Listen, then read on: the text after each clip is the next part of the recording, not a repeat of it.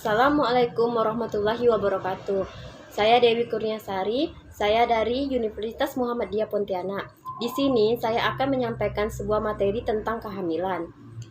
Saya akan membahas tentang apa itu kehamilan, bagaimana proses kehamilan itu terjadi, dan tanda-tanda kehamilan itu seperti apa. Kita juga akan membahas seputar mitos yang terjadi saat kehamilan. Stay tune. Baiklah, di sini saya sudah bersama audiens saya yang bernama Ulfi Olia. Saya akan membahas seputar kehamilan. Oke, kita akan mengetahui apa itu sebuah kehamilan. Kehamilan adalah proses yang terjadi dari pembuahan sampai kelahiran. Proses itu dimulai dari sel telur yang dibuahi oleh sperma lalu tertanam di dalam lapisan rahim dan kemudian menjadi sebuah janin. Oke. Setelah itu, bagaimana sih proses terjadinya kehamilan? Kehamilan itu terjadi ketika sel telur dibuahi oleh sperma, lalu tertanam di dalam lapisan rahim dan kemudian menjadi janin. Janin berkembang selama sekitar 40 minggu. Kehamilan dimulai dari pertemuan antara sperma dan sel telur ketika pria dan wanita berhubungan intim. Berikut ini tahap berbagai proses pembuahan hingga Anda menjadi ibu hamil.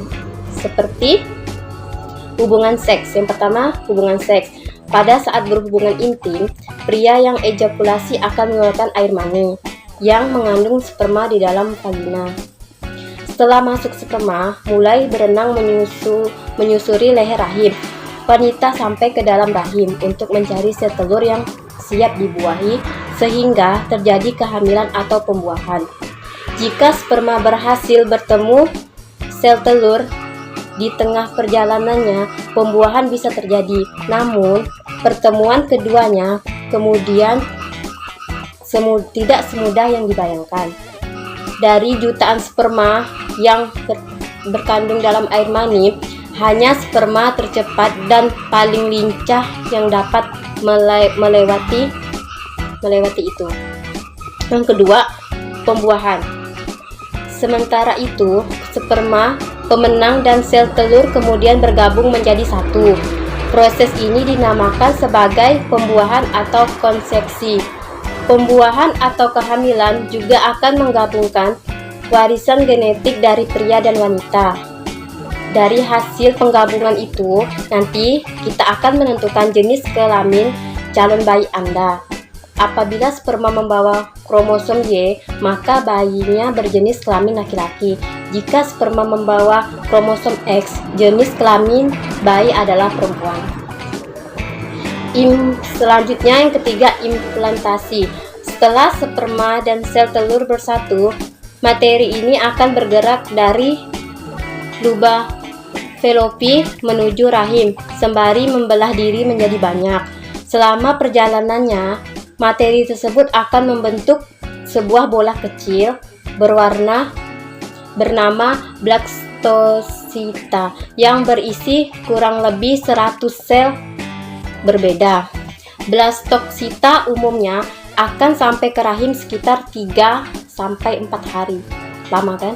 Setelah pembuahan, namun blastosita juga bisa menampung dulu di rahim selama 2-3 hari sebelum akhirnya menemukan dinding rahim untuk ditempel. Ketika blastosita sudah menempel dinding rahim, proses ini dinamakan sebagai implantasi.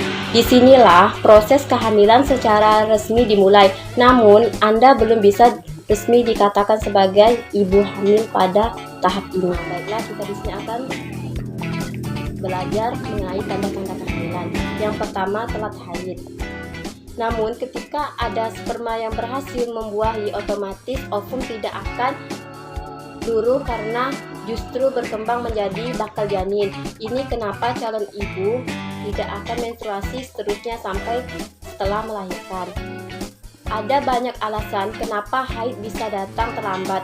Namun, Anda dikatakan telat haid karena hamil apabila setelah 5 hari atau lebih tidak mens sejak tanggal seharusnya. Dan ngidam, biasa ibu hamil itu sering ngidam.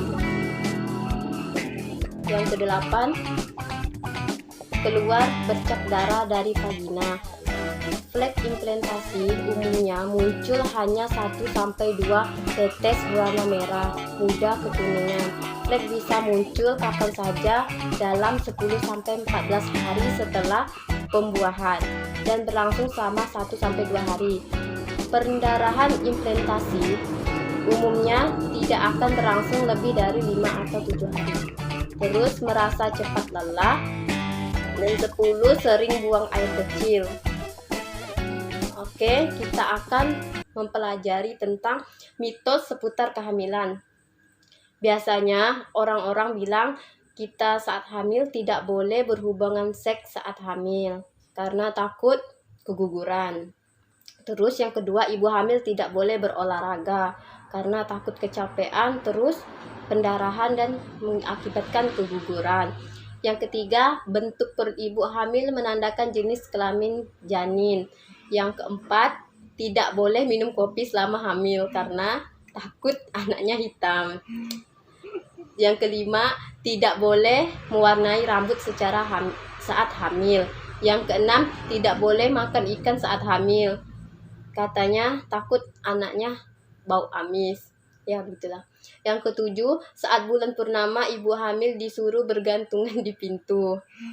Yang kedelapan, ibu hamil tidak boleh duduk di depan pintu, takut susah saat persalinan. Padahal kalau dipikir dari logika, ibu hamil duduk di depan pintu itu susah orang untuk lewat kan. Baiklah, sekian materi yang seputar kehamilan yang saya sampaikan. Lebih kurangnya saya mohon maaf.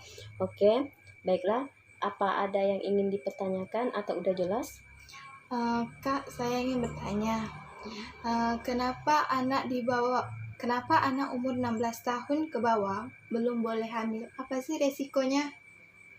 Oke, baiklah. Ini ada pertanyaan dari audiens saya akan menjawabnya. Kenapa anak umur 16 tahun ke bawah itu tidak boleh hamil kan? Resikonya itu, anak umur 16 tahun ke bawah itu, kalian itu dalam masa pertumbuhan, dan janin kalian itu juga masih tahap dalam pertumbuhan. Jika kalian di umur 16 tahun ke bawah itu, di masa pertumbuhan kalian sudah membuahi janin kalian yang dalam masa pertumbuhan, itu akan berdampak pada kesehatan kalian sendiri dan janin kalian sendiri.